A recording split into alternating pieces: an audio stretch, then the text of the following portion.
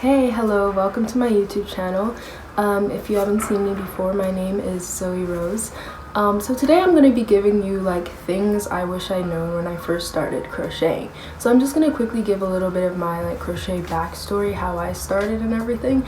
So I think I first started, I don't exactly remember, around the age of like 7 or 8. I think this was after I'd first learned how to knit. Like my friend had some crochet hooks and basically the only thing I could do was chain, and that was the only thing we knew how to do.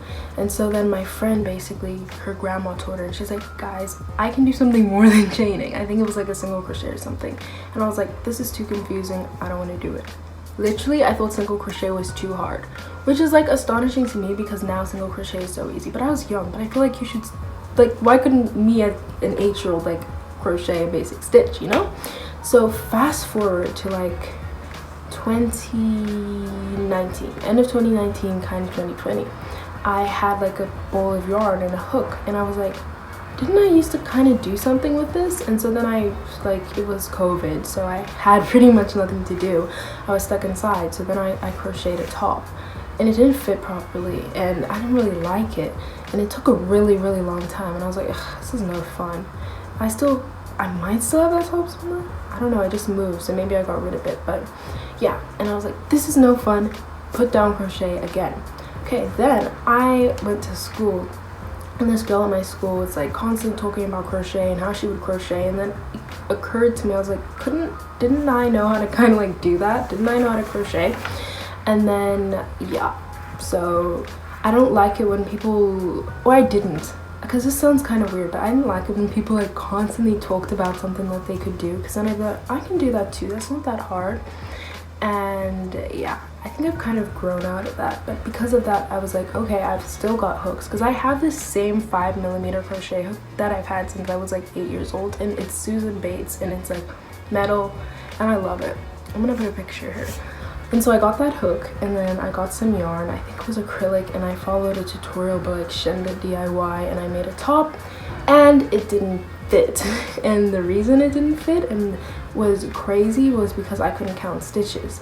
If I can find a picture of it, I'm gonna put it here. And this brings me to my first tip, you guys. Count your stitches. Also, I've got notes here, so if you see me looking down, that's why.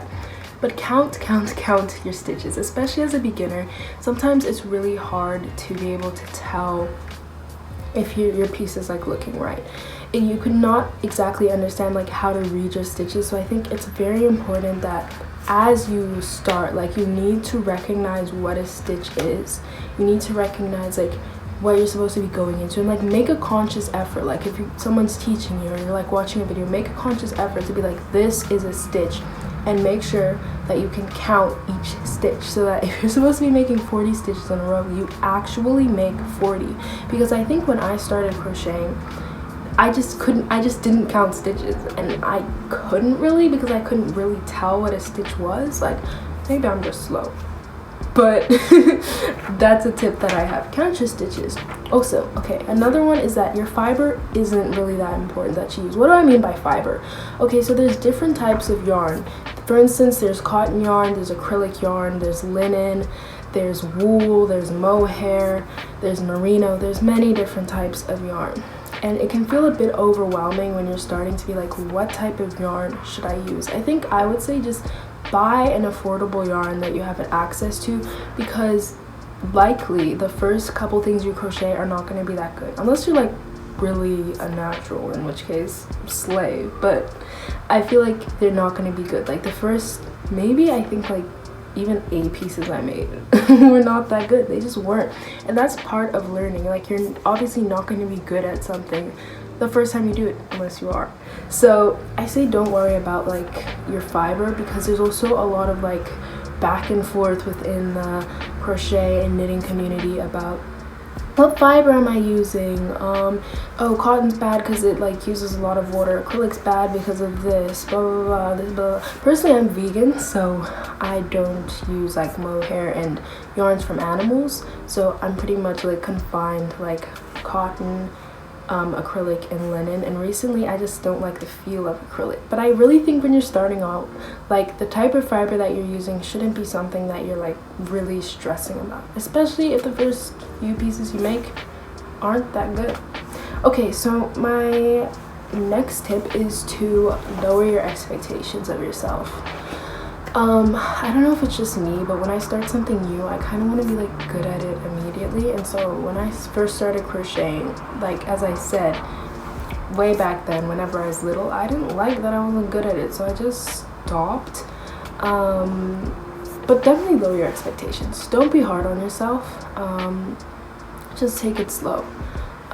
So yeah, I feel like that's a tip for when you're learning anything new. Just kind of like lower your expectations, especially if you're an overachiever. Okay, I think this is 4. Ignore criticism. Especially for like these fiber hobbies like knitting and crocheting. People still like to say, oh my gosh, that's a grandma hobby. That kind of irked me, like to the point where I wanted to like crochet at school during break and I wouldn't because I didn't want to be like laughed at. I don't think my friends would have cared. I don't think they would have cared, but I was like, I don't want to be judged, and so I didn't.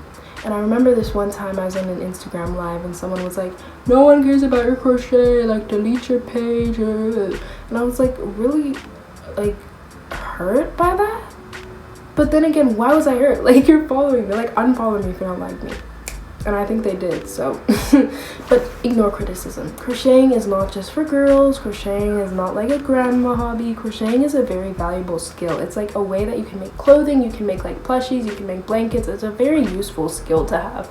So these people who are coming and saying that it's just for grandmas or it's just for girls are pretty like ignorant in my opinion.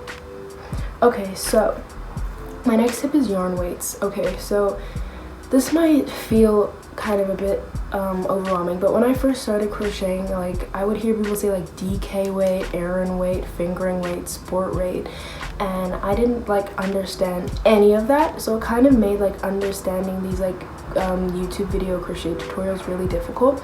So I would say it really does help if you kind of have like a basic understanding of yarn weights. Sorry, I had to go there for a second. So I think I was talking about yarn weights, and I was saying having like a basic understanding or putting in like a little bit of effort to learn what these different yarn weights mean goes like a very long way in terms of your understanding and just like your interpretation of patterns and videos. Because yeah, I remember hearing someone say DK in a video and I was like, what is that? And then I had to go look it up, and then like I realized I'd been using different yarn weights because I didn't even know what they were, and I didn't like really know to like that I should know what they were.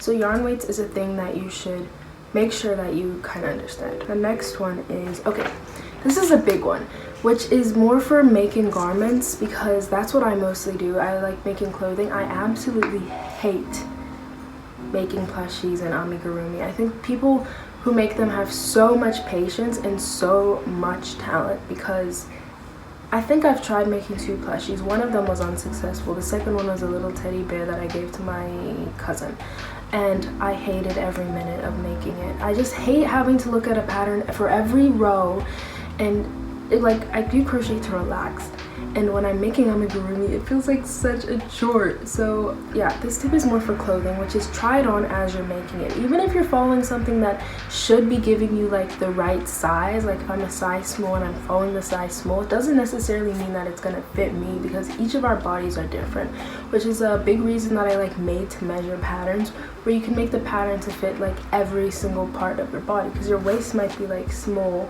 and then your chest might be like bigger or smaller, and things might not be like proportional, because what is even proportional? Everyone is different. Like how can there be a standard? But I feel like trying on your pieces as you make them ensures that they fit properly, and like so you have to rip them out less and like undo them less. Because imagine you make a whole piece and then you try it on and it doesn't fit, because that's what I would do, and then I'm not gonna take it out. So then I've just got a project sitting around because I don't have the heart to take it out and it doesn't fit. Which leads me on to my next point beautifully, which is don't be afraid to undo your pieces. Don't be afraid to, the word we use here is frog, because essentially, okay, I'm gonna give you a little story. When you're pulling out the yarn, like you're undoing your crochet, you're kind of ripping it out, right? And if you say rip it, rip it, rip it a lot, it's like ribbit, ribbit, ribbit, like a frog. So we call it frogging it. So that's just a little thing. So if you hear anyone in the like crochet knit community saying, oh my gosh, I defrog this, they mean undo it, and that's why. So don't be afraid to frog your work. Don't be afraid to undo your work if you're like making something and then you're just realizing that it's not working, it's not fitting, it's not what you thought it was going to be on you. Undo it.